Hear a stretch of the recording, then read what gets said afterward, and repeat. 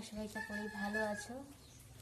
কিন্তু আমি রোজকার মতো বলতে পারছি না যে আমি ভালো আছি। তোমরা হয়তো আমাকে দেখতে বুঝতে পারছো আমি মোটেও ভালো নেই।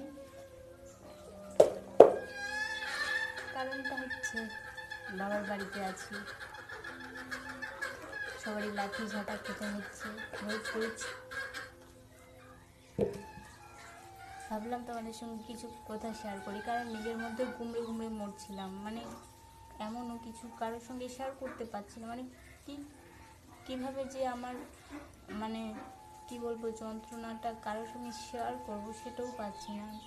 মানে বিশ্বাসী বলতে কেউ নেই, তো নিজে গুমড়ে মরছিলাম। তো ভাবলাম তোমাদের সঙ্গে শেয়ার করি, তাই এই ছোট ভিডিওটা করা। তো এখন একটু ফাঁকা পেয়েছি সোনাকে খাওয়ানোর টাইমটাতে, তো তাই তোমাদের সঙ্গে একটু গল্প করতে আসলাম। আসলে আমার কয়েকদিন ধরে মনটা ভীষণ খারাপ, 2-3 দিন হচ্ছে বাড়িতেই কেউ দেখতে পায় না আমাকে।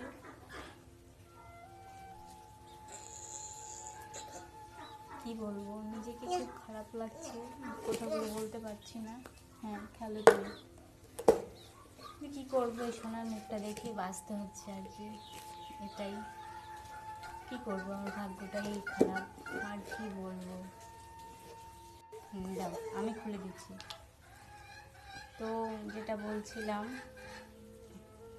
আসলে কি জানো, আমি দেখতে খারাপ, আর আসল কথা হচ্ছে আমি স্বামীর ঘর ছেড়ে বাবার বাড়িতে আছি। এটাই হলো বড় কারণ আমাকে ঘৃণা করার মতো। মানে কেউ একজন থাকবে যে আমাকে ভালোবাসবে, কেউ নেই। সবাই শুধু আমাকে ঘৃণাই করে, কেউ ভালোবাসে না।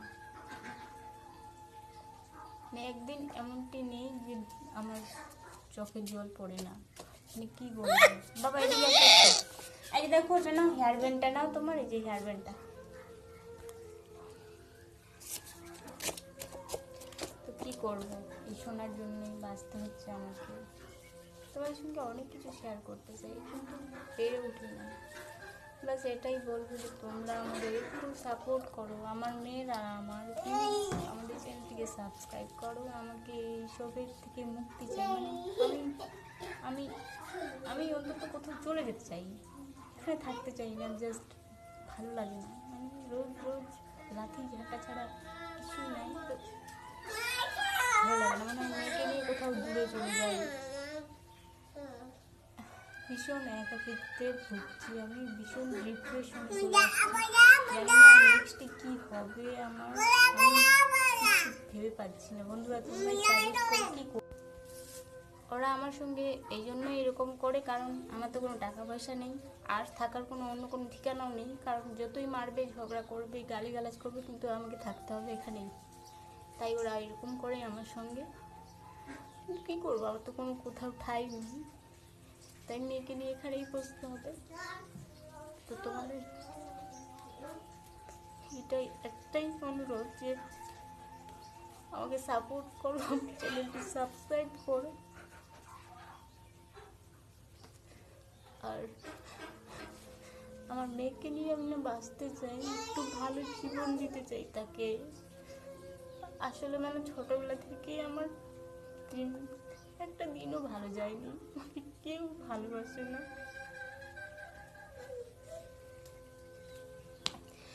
সবাই শুধু কথা শুনিয়ে যায়, কিন্তু আর সহ্য করতে পারছি না।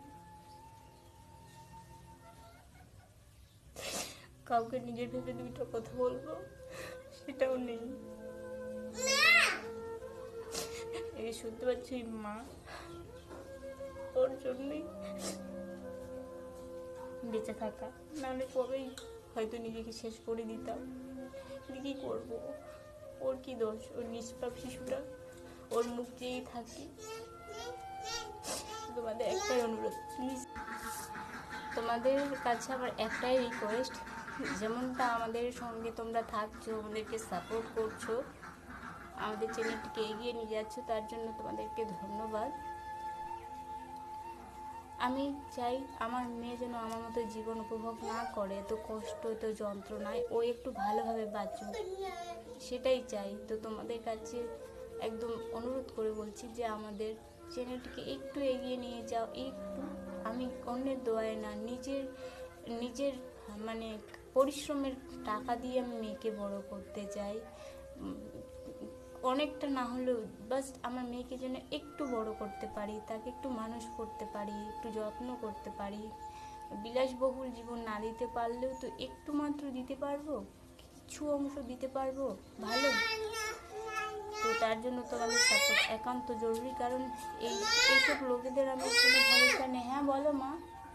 হ্যাঁ হ্যাঁ না, পড়ে গেছে বুঝতে পারছি। তো এই দেখতে পাচ্ছি আমার সোনা মা, এই মাটার জন্যই আমার এত পরিশ্রম, এত রোজ রোজ আমি তোমাদের ভিডিও দেওয়ার চেষ্টা করি, কিন্তু পেরে উঠি না, কারণ বুঝতেই পারছো কারণটা। আমি দিতে চাইলেও সময় হয়ে ওঠে না, কাজ কর্মে আর মানুষের কথা শুনে আর ইচ্ছে হয় না, অনেক ডিপ্রেসড হয়ে যায়। তো তোমাদেরকে একটাই অনুরোধ, আমার চ্যানেলটি সাবস্ক্রাইব করো, আমাকে